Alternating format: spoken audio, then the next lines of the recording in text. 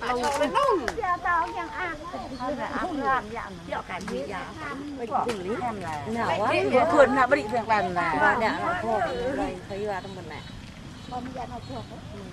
บาง เขา ที เรียก กัน ข้าวตากเตรียมกะกลางเลยแม่นะนี่ ทำได้ไหมวันจัง mua đã khô con này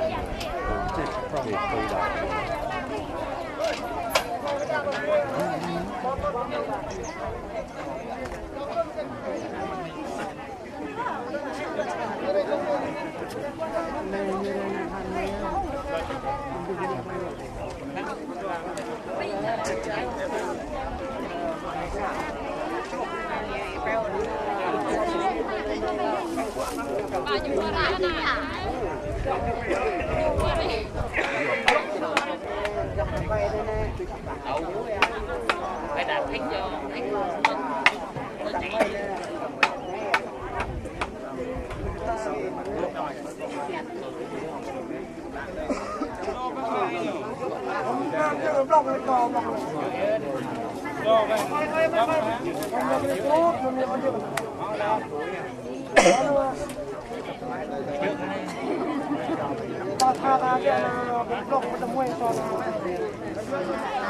Ê dạ nhé. Hoa đọc một tiếng mình mở mà chỉ cơ ông cơ mình hát ta mà